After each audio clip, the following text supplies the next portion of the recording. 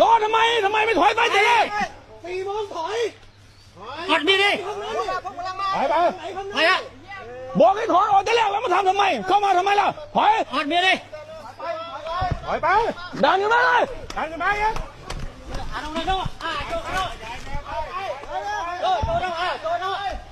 ใหญ่ออกเอ้ยเอาดิมาอันคุยตึกพลาดจ้ะ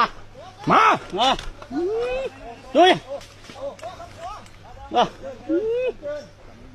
เยอะ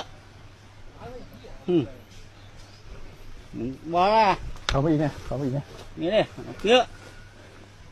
เมียนไอ้ใหญ่ขี้ตามมาขี้มันตายไปกันเลยไปถอยไป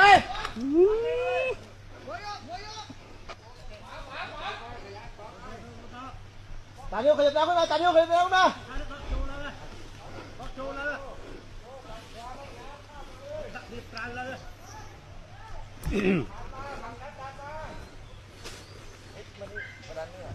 ขึ้นมาอีกครับขึ้นมาเลยขึ้นมาดันขึ้นมาใส่ครับ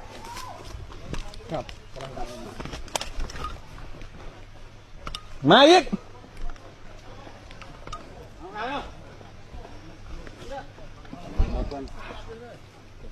มันถึงเวลาแล้ว